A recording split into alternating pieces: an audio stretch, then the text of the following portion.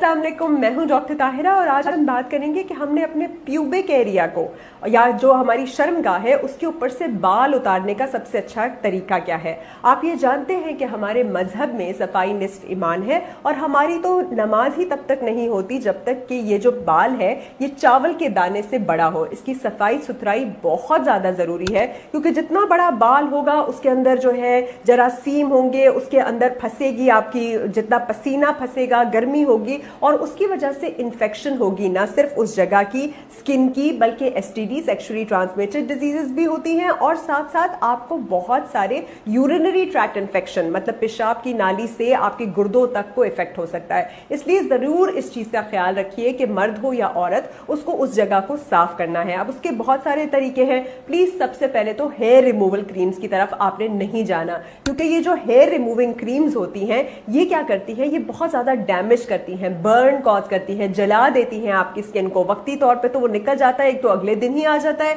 और दूसरा वो स्किन को इतना ज्यादा डैमेज करती है, एलर्जीज होती हैं, डर्माटाइटिस होता है, मतलब स्किन जो है आपकी जिल्द इन्फ्लेम हो जाती है, सोजिश हो जाती है, लाल हो जाती है उस वक्त और फिर बाद में काली भी हो जाती है और उसके बर्न को या एलर्जी को ट्रीट करना बड़ा मुश्किल हो। इनके लिए हमेशा रेजर जो है वो नया रखें, डायरेक्शन ऑफ द हेयर में आराम से उसको शेव करें। पहले जगह को अच्छी तरह से मॉइस्चराइज करना है, हमेशा